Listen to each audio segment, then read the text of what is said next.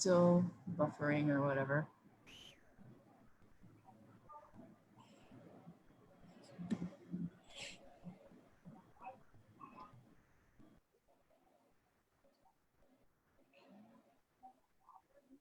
There you go.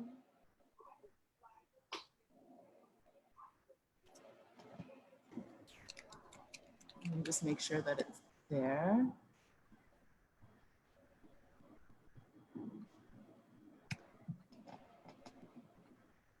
Okay.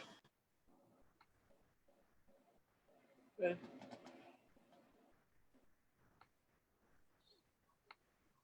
Okay. All right. Aloha, Vilina Maikako. Mahalo for everyone joining us today. We have Mr. David A. Chang, Professor of History at the University of Minnesota. Mahalo for joining us today. Mahalo. Dr. Chang is a historian of the indigenous people and colonialism, borders, and migration in Hawaii and North America. He authored The World and All the Things Upon It, Native Hawaiian Geographies and Explorations in 2016. He stood with our Lahue on Mauna Kea, mahalo, and is a relative of Dr. Williamson Chang, a law professor at UH Law School in Manoa.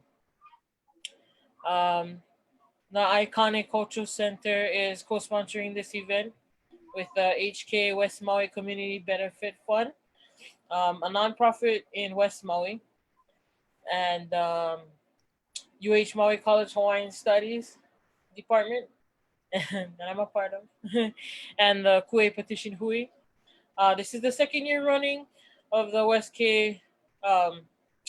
Maui Kanaka Scholar Series, and first time we're trying it on Zoom. So, virtual round of applause for Dr. David A. Chang to our Kanaka Scholar Series today. Aloha. Aloha. Aloha mai kākou, and thank you. Makawi ka chenko uinoa, aki aloha ne au, ia o kou mai Minneapolis ne, ke kahi vaena, o ke ia wā pō na ana, ke ia wā o ka makau, ke ia wā o ka mana o olana. Aloha, my name is David Chang, and I'm speaking to you today from Minneapolis. One of the places at the center of this confusing time, this time of fear, and this time of hope. I'm really grateful to all of you who are out there listening so that we can be together. I'm particularly grateful to Bianca Isaki, Ka'eo Kapu, Kanani Puo, the HK Fund, Na'ikani Maui Cultural Center, UH Maui College Hawaiian Studies, and the Kue Petition Hui. Many thanks to all of you for inviting me to be with you today. I could not have this opportunity without you, and I'm really honored by the invitation, so mahalo. I'm speaking to you today from a particular place and at a particular time.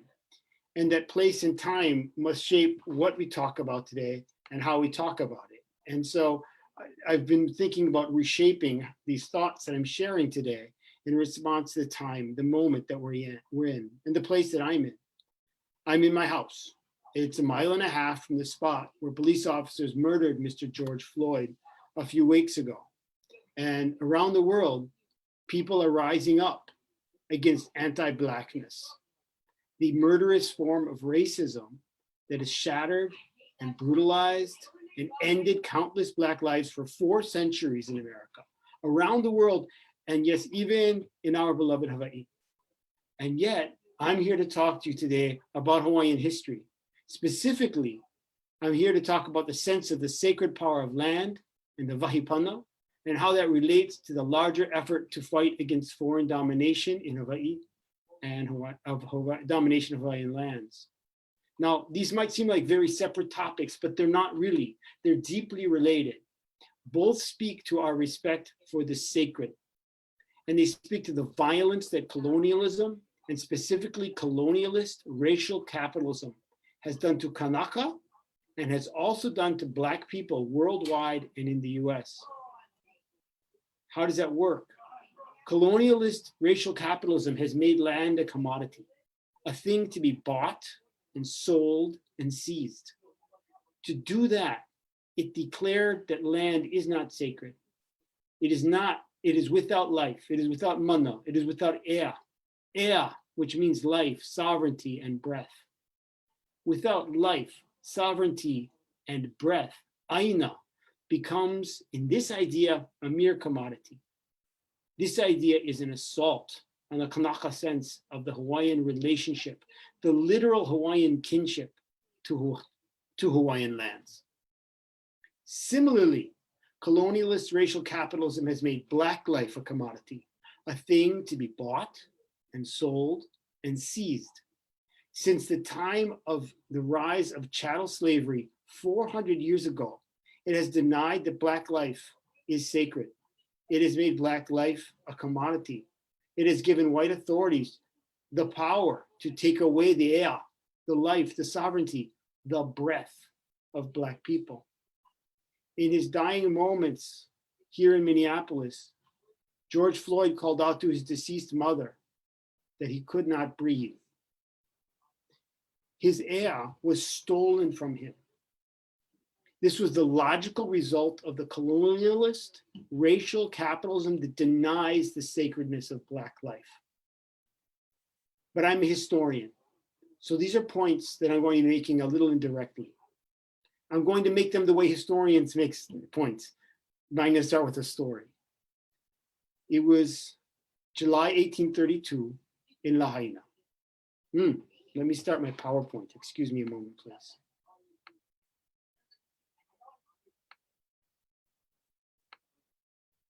There we go. Okay. It was July 1832 in Lahaina.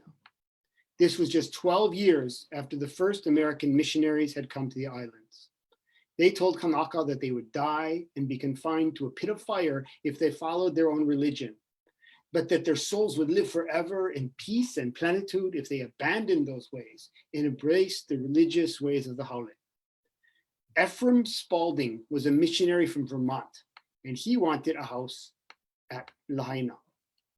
Now, of course, Spalding didn't build the house, and he did not gather the materials to build it. The timber to frame it had come from Canoe, like the one that I'm showing in this slide. It had come from Canoe from 20 miles away, and that timber was paddled by 20 Kanaka men. Kanaka men had also built the house, and they had thatched it so that he could work at Waine'e Church, which the contemporary descendant of Waine'e Church is, of course, Waiora Church in Lahaina. For his labors, each of these men earned a book. Which book did they earn? Specifically, they earned a copy of a newly published Hawaiian language geography textbook, a geography of the world. It had the title, He Ho'ike Honua, He Mea Ia E Hoa Kakai, Ike Ano o Ka Honua Nei, A Mena Mea Maluna Iho, meaning geography, a description of the nature of the world and the things upon it. This is the book that they worked so hard for. Paddling timber for 20 miles, even for strong men who were used to paddling. It was a major amount of work. It tells you something about this book. Spalding's arrival provides a useful lesson. Spalding could live in Lahaina only because Kanaka had literally made for a place for him.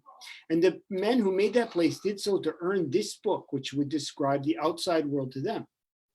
Now, even though they were building a house for a missionary, these men did not labor to earn Christian scriptures.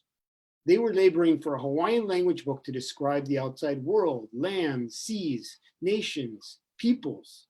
Kanaka wanted to learn things about the outside world, and missionaries were one way to learn those things.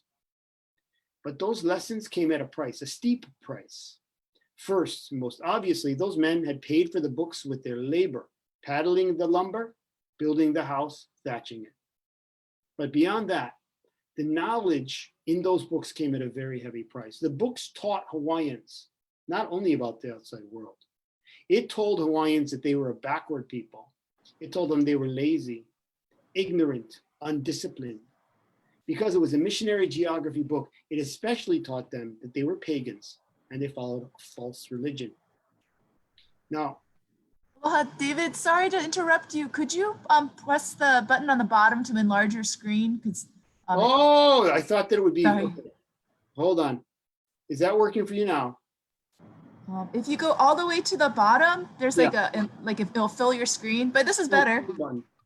Hold on. I am doing that now. Like this. Yeah, good enough. I mean, it's yeah, that's I'm probably. sorry, I can't see it from your side, and I've got to also see my document that I'm reading. Oh, I see. That's Okay. the challenge. So I'm going to try to make it as big as I can, go full screen on this. View. Sorry about this, everybody. Yeah. That's probably good. It's much better than before. I'm Thank you. sorry. I assumed that it was full screen for you guys. I'm going to try that. How is this? Much better. Okay, but that's not as You no. can literally see, yeah, your screen. It just got small again, right? Oh, you're literally seeing my screen. Yeah. Okay, then we're gonna have a problem with the slides. Okay, because I have to. So you were seeing my manuscript as I'm reading it. In other words. Actually, no. We're only seeing one program at a time. So whatever program that you're hovering I over. apologize. I've never used PowerPoint on. You know what I mean? Slideshow, play from start. This is gonna probably do it. There we go. Is this what I'm looking? Is this better? That is perfect. Yeah, that's what I. Oh, okay. Well, it's gone now. But I'm sorry. This is the best I can do. I apologize. Okay, that's the best that I can do. So I want to talk about this book. And so I told you about the book. I told you how the men earned the book. I told you that it contained the information they wanted, but it also contained this very negative information. And there's 2 points I want to retain from that story. 1, Kanaka wanted to learn about the world. And 2, missionaries responded with lessons in geography that degraded Hawaii and Hawaiians. So let's use that as a foundation for the rest of that talk. And I'm going to make 4 main points. And I have a feeling that's not very clear to you. Is that correct? The words are too big for this space. Bianca, could you tell me? yeah, a little bit. Now are they visible? Yeah, perfect. We can see that. Okay, thank you. I'm sorry. No, it's not your fault. It's a tech thing. I've never done this via this way before. So these are the 4 points that I'm going to kind of center on. First, Kanaka believed that their landscape was sacred and it was full of places full of mana, sacred power. That mana was especially strong in places called vahipana or storied places. Second, the Kanaka sense of the sacredness of the aina around them posed a challenge to missionaries and like Spalding and for people who wanted to turn land into a commodity. The missionaries responded to this challenge by telling Hawaiians that their land was not sacred, that real sacred power came from far away. It came from a place they called the Holy Land, or maybe Europe and America. Third, Kanaka did not accept this teaching from the missionaries. Instead, even if they converted to Christianity, they preserved mo'olelo and mele, stories and songs that made clear that their lands and their vahipana were full of mana, full of sacred power. And finally, I will argue that we have a lot to learn today from these Kanaka in the 1800s, who preserved the sense of the mana of their aina, and the ea of the aina, of the life, the breath of the land. And when I talk about the ea of the aina, of course I'm invoking the motto of the Hawaiian kingdom coined by Kamehameha III, or Mauke o Ka'aina i Kapono, which is translated generally today as the life of the land lives on in righteousness, but could also be translated as the breath or the sovereignty of the land. So, yeah, first I want to return to this word, a word that means sovereignty, rule, independence, like la ho'iho'ia, restoration day. It means life, it means air, and means breath, famously used in Wamauke o Ka'aina i Kapono. And it means to rise up, to go up. Now, Kanaka believed, to go to those 4 points I mentioned. First one, Kanaka believed that their landscape was sacred and full of places full of mana. Now, this was a bit of a surprise to the American missionaries because they knew that the kapu system, the system that had ordered life in Hawaii, had been upended right before they arrived in the islands. The missionaries thought that Hawaiians were now in a spiritual vacuum. They believed that their beliefs were destroyed. And so they thought that they could just pour belief and ideas into empty Hawaiian minds, but they were wrong. And the way that they were wrong had a lot to do with geography, land, and vahipana. So even after the end of the Kapu system, which ended in 1819, Hawaiian practices and beliefs, especially ones that were tied to places, remained vital. Central to those practices and beliefs was the idea of mana, a Hawaiian word that is often translated as spiritual power. Mana is power itself and the aura of power. And its political dimension is inescapable. It carried an inherent quality of command and leadership. But mana was not mere human power. It owed its primary origin to the akua, to the gods. Mana imbued people and places and things. So, and mana was particularly prominent in Vahipana. Now, Vahipana is sometimes translated in English as sacred sites. And there was sacred power in them. There was mana in them. But a better translation might be celebrated, noted, or legendary places. This is important because it makes clear that Vahipana they were told about in stories and in songs about the doings of Akua and other beings in those places. Now, many Vahipana are the most of high political importance. In 19th century ideas in Hawaii, sacred power could not be separated from political power. So the mana of a Vahipana would be described in English as both spiritual power and political power. They couldn't be separated. For example, no Vahipana is more literally exalted, literally high, than the summit of Mauna Kea, the highest peak in the islands of the Pacific.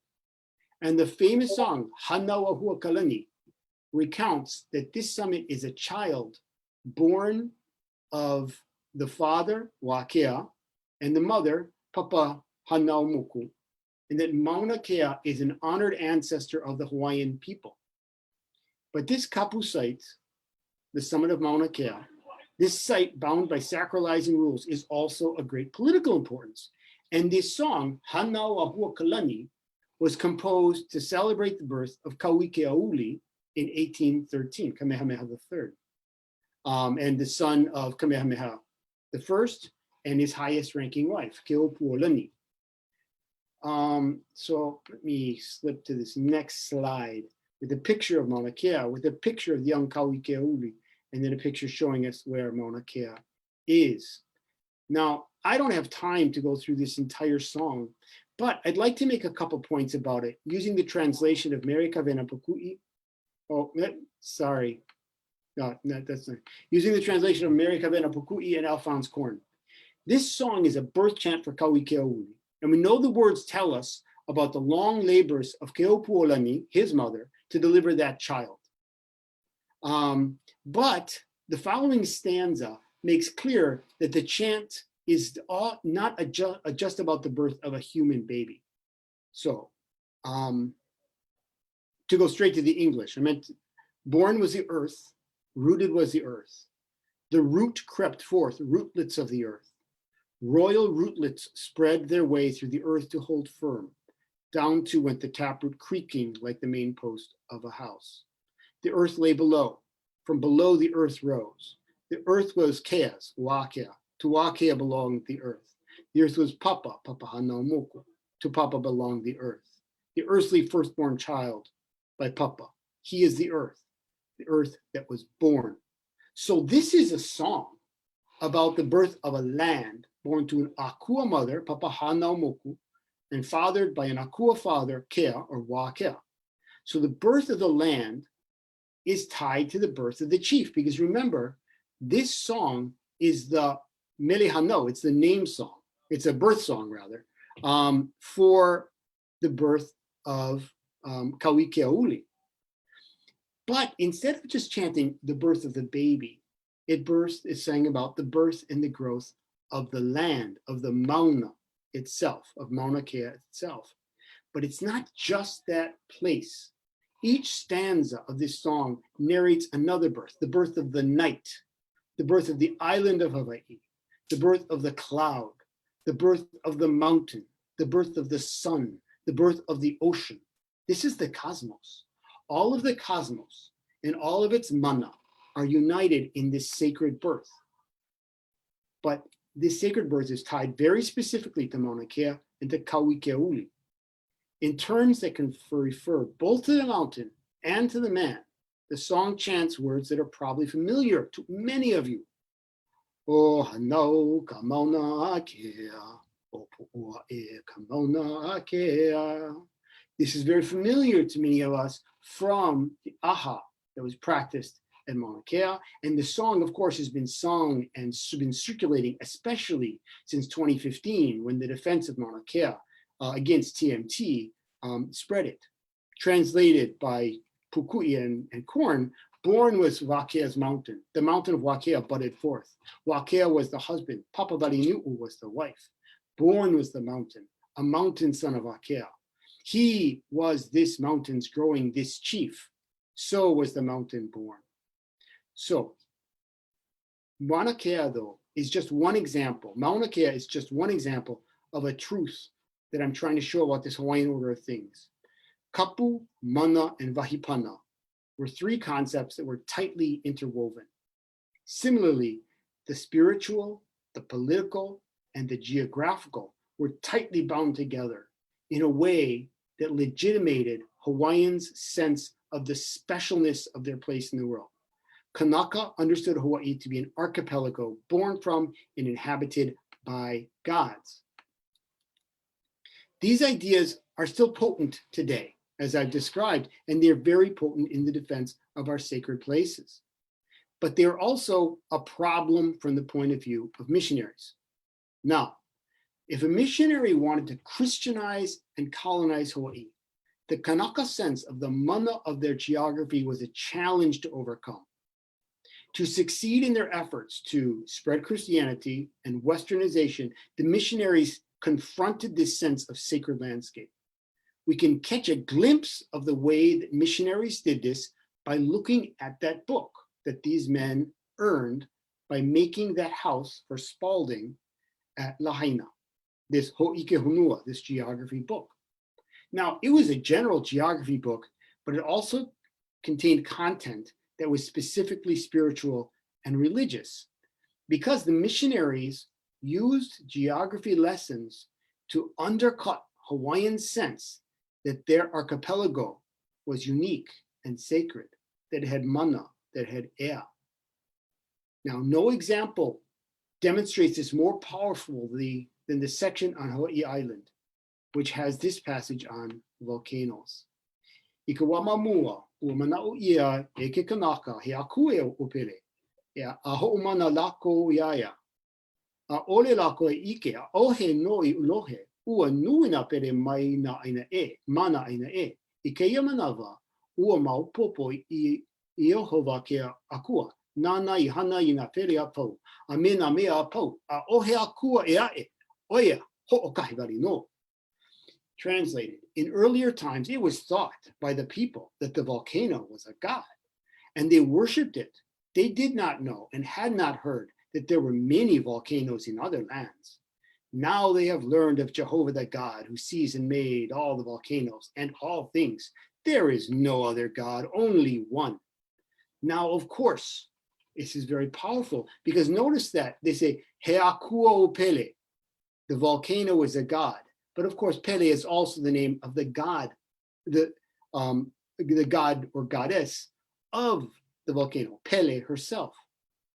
And so this is a geographical text, but it becomes a religious attack, an example of the ways that the missionaries' geography lessons tried to take a sacred Hawaiian sense of geography and take the god out of it, take the sacred out of it, take the Pele with a capital P out of it, and leave only the Pele, the volcano, in it, one created by Jehovah, according to the way this text puts it. And this would marginalize Hawaii by making Hawaiian geography and the whole social, cultural, spiritual, political system, which it was part of, a mistake. Now, note that the American missionaries didn't try to replace the Hawaiian geography of sacred, wahipana, mana, the connection with the akua. It didn't take away the sacred and try to replace it with secular geography, a non-religious geography, because the missionaries were not secular people. They were not non-religious people.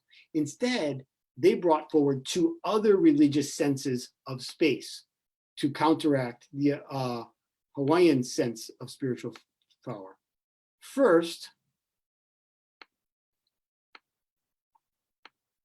they implied that the power inland did not flow from mini Vahipana, but from one place called Ka'aina Hemolele, the Holy Land. And here you have on this slide a map of Jerusalem from a book called A Biblical Geography, a geography of the Bible. So spiritual power did not flow from Vahipana. It was not present in Hawaii. It came from the Holy Land. And this is the geography that they taught to the ministers and many others in Hawaii. The book described ancient Palestine in Israel in this way. It was even called the Holy Land, Ka'aina Hemolele, because of the great things that were done there and proclaimed in the word of God. The birth, life, miraculous work, suffering, and death of Jesus Christ, our Savior. Mikahana mana ana, ameka eha ana, ameka make ana o Yesu Cristo, no kokako mea eolai. So, if Palestine, if Jerusalem was the land that was holy, what would Hawaii be? It had to be profane. It had to be the place without spiritual power. This was a counter to the Hawaiian sense of the landscape of Vahipana and of Mana. But there was another way of replacing it, of countering that as well. And that was to divide the world into Aina Na'auau, enlightened lands, and Aina Na'aupu, ignorant or benighted lands. And here I'm leaning heavily on the work of Kealani Cook, a professor at UH West Oahu. These terms can be loosely translated as enlightened countries, enlightened in the sense of being Christian, and ignorant countries, ignorant according to the missionaries because they were not Christian. So this is a dualistic geography of light, of illumination. And Europeans and Americans come from enlightened lands, and they bring Hawaiians Christ's salvation. The geography of light and dark. The source of enlightenment was Europe and America, Aina Na'auau. So both the geography of light and dark and the geography of the Aina Hemolele, of the Holy Land, Holy Scripture, shared a crucial similarity. They both said that the source of holiness was far away from Hawaii.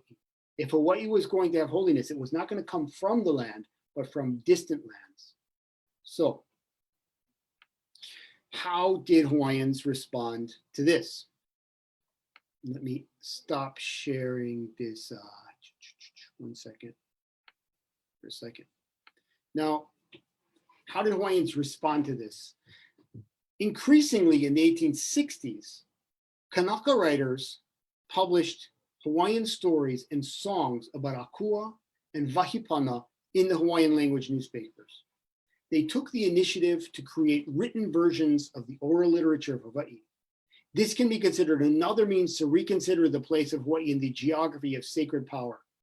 They told the stories of the acts of Akua in very specific sites in the islands, and they emphasized the relationship between the Akua and the Aina. This was an answer to the missionary efforts to take the sacred, to desacralize Hawaiian landscape. The 1860s, 70s, and 80s saw an intense effort by Hawaiians to research and record Hawaiian history and what we would now call Hawaiian traditions, especially practices, mo'olelo and mele. By the 1860s, many Kanaka worked to record in writing stories, songs, and practices that were falling into disuse. People were forgetting them. Many different Kanaka responded by authoring descriptions and narrations. A few of these writers are famous. Samuel Kamakau, Kipelino, John Papa'i'i, who was an earlier writer. But dozens of others, dozens of little-known Kanaka, were writing stories, songs, and accounts of Hawaii's past to make sure that they were retained. Now, these were collected in archives. Some of them were published in books later on. And as Noenoe Silva, who teaches at the University of Hawaii Manoa, has emphasized, this work was pioneered by the newspaper Kahoku Kapakipika, the Star of the Pacific, which was the first Hawaiian language newspaper that was under Kanaka editorial control. The other newspapers had been under Haole control. These Kanaka demonstrated their pride in their ways of life and their traditions, and they began publishing mo'olelo and mele that asserted Kanaka tradition. Other newspapers followed suit and copied Kahoku.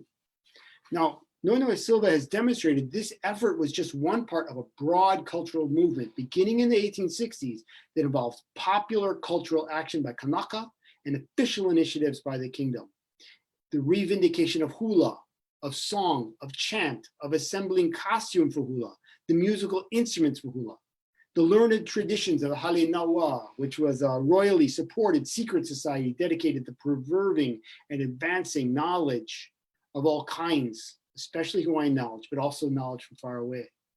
And the production of many writers and other cultural actors involved themselves in this work. It was so vast and varied that I cannot describe them in this brief talk, but we can talk about one motif that appears vividly in so much of this printed work, relating sites in the Hawaiian Islands to the Akua, to the gods, and to other spiritually powerful beings. So as you probably all know, Hawaiian stories all happen in specific places. And mele, songs too, also happen in specific places with their specific rains and their specific winds. So when you publish stories and songs about the actions of the Akua and of other beings, of the gods and other beings in Hawaiian places, it had a double power. First, these texts presented Hawaii as a place that was full of mana through the past actions and the present residence of spiritually powerful beings, in particular Vahipana. And second, by publishing these, Kanaka seized the technology, the printing press, that had been used to malign Hawaii, to insult Hawaii, and in such things as the textbook that I talked about. And they put that technology to Hawaiian purposes. An excellent example of the ways that publishing Olelo and Mele and traditions about the gods, the Akua, overlapped with the geography of sacred power of Kanaka, including Kanaka who are Christian, is apparent in an article called Navahipana o Kaliuva'a, the sacred stories of Kaliuva'a. And this appeared on the pages of Kahoku o Kapakipika in November 1861. The piece fell into a tradition of telling histories by describing events in a particularly potent place, a manaful place. Kaliuva'a is a gorge and a waterfall in the Ko'olau range of Oahu, and it's referred to in English today as Sacred Falls. So the article reports, I'll just go straight to the English. Kaliuva'a is the most famous of all the valleys of the Ko'olau district. The reason that it became famous was the fact that Kamapua'a lived there, and many people have gone there to visit it from olden times up to now. Ali'i, Kanaka, and visitors and newcomers have all gone, and newcomers from foreign lands, thousands of them. Now, Kamapua'a, of course, is, well, we know who Kamapua'a is, and his stories about him are savored by Kanaka, by his earthiness, his cleverness, his brilliance, his bravery, his trickster qualities. His mother is Hina, of course. His father is Kahiki'ula. Now, in the newspaper article, the author describes a number of sites in Kaliuva'a, and he ties each of these sites in Kaliuva'a to the stories of Kamapua'a. And the author concludes in a way that deserves close attention because it reveals the way that geographically specific stories and traditions of mana offered resources to Kanaka who were facing the onslaught of colonialism as Western power was growing stronger in Hawaii as the 19th century went along. And this was true even for Christian Kanaka, for whom these stories about Akua and Vahipana were also very important. Through the whole story, the author describes the site of Kaliuva'a Gorge. And then at the end, the author writes a seeming non sequitur. This is how the story ends. After describing the different sites in Kaliuva'a. Thus the Bible hadn't come up before in this story. Thus the Bible, Pela no Kapaipala. Thus the Bible is the most famous of all the books in the world. Kapuke kaulana lo napuke pau manahunu nei. This book is famous for the prophecies and words of Yesu, of Jesus. The lofty waterfall from heaven is the cool pool of water of eternal life, the place to cleanse souls and find rest and shelter from the hot wrath of the Lord. One who drinks water there will never thirst again.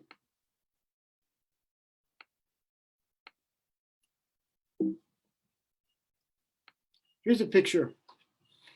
Malaila Inuai Vai, drink water there. Now, Kaliuva'a is famous for these falls. And these things they're called sacred falls today.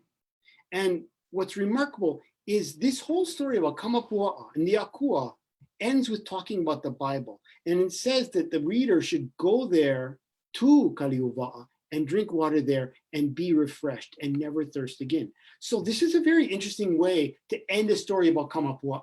It's a very Christian end to a newspaper story about places steeped in Kanaka Maoli history, culture, and tradition.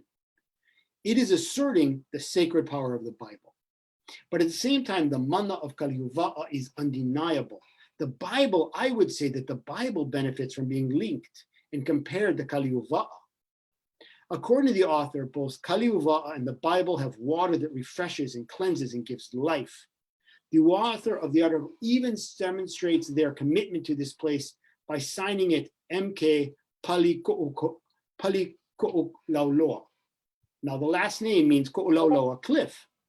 Ko'olauloa is the district in which Kaliuva'a is located. So this is almost certainly a pen name that's showing the affiliation of the author to this place. So why does it matter? It matters because, why does this story matter about Kaliuva'a? Because the missionary project didn't work. The missionary project said that they were going to tell Hawaiians that their land was not sacred, that there was not spiritual power in it, in order to get them to convert to Christianity, to convince them that land was just a commodity and could just be bought and sold. But people, they may have become Christians. The author of this article clearly had become a Christian, but he had not abandoned the sense of mana of the land, the ea of the land. He did not abandon the sense that that waterfall could bring the water of life. So in this article, in countless other mo'olelo and mele that newspapers printed, that Kumuhula told, in which Kanaka danced, that Kamehameha the fifth and Kalakaua and other ali'i mo'i sponsored, Kanaka Maoli countered slanders from colonial geographies, comparisons, and classifications. They asserted that the mana of their sites remained, that mana did not only come from sacred power from far away. It did not just come from biblical lands and Western traditions. Hawaiian Islands were not just a pagan backwater. Hawaii was na'auau. It was enlightened. It was not na'aupo.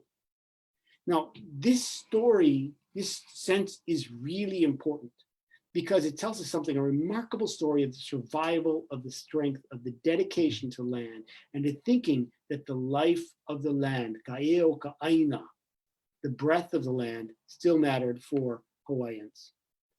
Let me end this sharing. And that endured. It endured for a long time. And so here's an example, but it wasn't always at the top, the surface level. But because I know that land and rural life and the defense of agricultural lands matters to a lot of people, and is one of the really difficult things in West Maui, I'm thinking today about Kalama Valley and the struggle in 1971 there. In 1971, in this valley in Oahu, there was a struggle to protect agricultural land at the eastern end, as small pig farmers and other residents living what they called a Hawaiian or local rural lifestyle were fighting being pushed out because they were on one year leases from Bishop Estate, and they were going to be pushed out for urban development, suburban development. And they pushed back and they used the law. But they didn't only use the law because they knew that the legal code and especially legal structures such as like regulatory agencies and the courts were so heavily weighted in favor of developers and in favor of dispossessors. And so they did fight the legal struggle, but they also fought one that asserted the Hawaiianness of their struggle by making huli overturn their slogan, and by increasingly using the image of kalo and a poi pounder to symbolize their struggle. As they were doing that, they were starting to connect their land struggle to the spirit of the relationship of Kanaka to land, which they were symbolizing through kalo cultivation, and through the consumption of poi, which of course speaks to the sacred traditions of Hawaiian people and the place of Haloa, a literal ancestor and of kalo and of also Kanaka in the distant past. And when we look at Hawaiian sacred traditions. Now, one of these is Haunani Kate Trask, when she writes about this struggle, notes that it started as a political struggle and was about a legal struggle, but that by the end, by 1976, the struggles that came after it at Waiahole, Waikane, in Oahu, at the Protect Kaho'olawe Ohana, were starting to, by the middle of the 1970s, to forward the term aloha aina. Aloha aina. Had re-entered, there's a 19th century terminology, and it re-entered common use in political circles in Hawaii. And aloha aina asserts a reciprocal aloha between land and people. Aloha is a reciprocal thing where there is love from Kanaka to Aina and from Aina to Kanaka. And this means, if there's a reciprocal relationship, this means, of course, that Aina has life. It has ea, because it can aloha the Kanaka. It can hanai the Kanaka. This is important in our present moment, I think, because I'm thinking right now, because of where I live and because of the times we're in, about African Americans. And I'm thinking about the terminology that Black Lives Matter. I'm thinking about the terminology that was used by George Floyd, not terminology, but it's just an actual statement of fact, I can't breathe. These are contemporary statements that speak to breath, that speak to the preciousness of Black life. But those statements too draw on very, very old roots that insisted by African-American writers, by African-American ministers and preachers and leaders in the 1800s, by the great writer W.E.B. Du Bois at the beginning of the 20th century, on the sacredness of the souls of Black folk. So in this time, we are in a time where, as Kanaka, we are talking still about land, still about the relationship of Kanaka to Aina and Aina to Kanaka. And we are in a time when African Americans are still talking about the sacredness of their life and how it deserves to be preserved, and that they need breath, that they need air. And so to me, it is useful to look back to history. It's useful as a Kanaka myself to look back to history and see how Hawaiians, how kupuna long ago, never gave up that story, and they preserved these so that we could hold on to it, a knowledge of the Eoka Aina, and how similarly African Americans preserved the sense of the preciousness of their life and the sacredness of their ea, of their breath. And so, to me, this speaks to a way that we can think about this commodification, which has been so dangerous and so destructive in dispossessing people through colonialism, in commodifying them through slavery, and in continuing to brutalize them in the present moment. But to look to this past is not only to see the attack, but also to see the response, to see the survival, to see the creative, innovative response of Kanaka. And that's why I love looking at this story. So thank you very much. I really appreciated the chance to talk about this with you. Mahalo.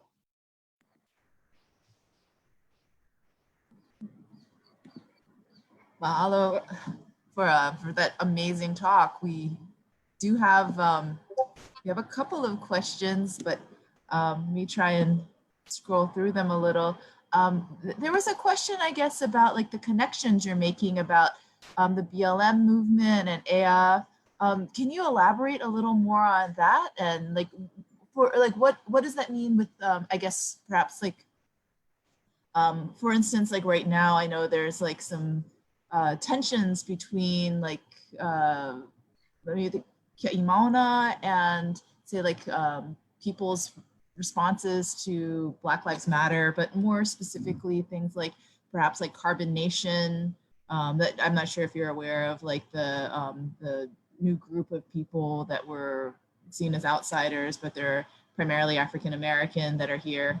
Yeah. or that were in, I guess they're leaving now, but they were on Hawaii Island. So there's a lot of interesting tensions right now between like, yeah, these different groups. Can you Oh speak yeah, to? I know a lot less about that than y'all folks, than you folks do, but you know, a little bit. There's always going to be these tensions, and there need to be these tensions. And this is not to pretend that everything that is going on out there in any movement is perfect, but we shouldn't expect perfection in the complicated struggle for survival in response to centuries of dispossession, of dehumanization, right? So, and that's not to say that we blithely go along and don't act like there's problems, but I wanted to just kind of talk about principles. And to me, the idea of ea is a very profound principle and one that resonates super strong for me because I'm in a place where people are wearing shirts that say I can't breathe, like a lot, right? And when I think about breath, it kind of makes me think about this expansive sense of air. So the complicated relationship of these struggles, this is always going to be complicated because the fact is colonialism and racism did not create easy relationships around the world. By attacking and dominating and subjugating and dispossessing people in different ways, in different places across the globe, right? From Hawaii to south side of Minneapolis, to the southern portion of the United States, to South Africa, right? All of these different things didn't create a simple, easily unified struggle. But one thing that I can, but it did create pattern that I can see, that I can look to, because I am looking for a chance to seek a way forward, right? In the classic Hawaiian way, you know, here I draw on Likalakame'elehiwa's idea that we look to Kawamamua, right? Do we look to the past before us? And one thing that looking to the past before us, we can see that the commodification of land and the commodification of people was a similar project. and it was not the same thing, but they are related projects. And they both desacralize something that is very important and very sacred. And one is life, and what is the relation, and what is the land and the relationship to the Aina. So I fully recognize and valorize, I can't see the questions, but the hesitations that I hear coming in the question, but I want to be able to hold on to saying, wait, we need to see our struggles as in some way connected in a way to hold on to. Yeah. And also we need to see that the modus of response of insisting on the sacredness and the value of the land and the sacredness and the value of life can in some way be connected as well. Thank you for that. We do have one other question. Is there anything in oral history or written record that give us an idea of how Kaiana understood Mindanao and or how Kanaka of his time understood or gave meaning to other Pacific islands? I hope that you understand the question. I do, because it refers to another part of the book that I didn't talk about today. Oh, okay, great, great. No, I do understand it because I wrote this book, The World and All the Things Upon It, and it talks about Kaiana, this ali'i, Nui, and he goes to Mindanao. I don't know where it's preserved, the perception of Mindanao and other Pacific Islanders. I would love to know. I have not found it in the oral tradition. Other people have looked to written tradition of 50, 60 years later. There, I think Kealani Cook, who I mentioned earlier, his work on Kanaka missionaries who went to other Pacific islands is really instructive because he looks at how they talked about other oceanic peoples. But how Kaiana way back in the 1780s looked at those islanders, I don't know.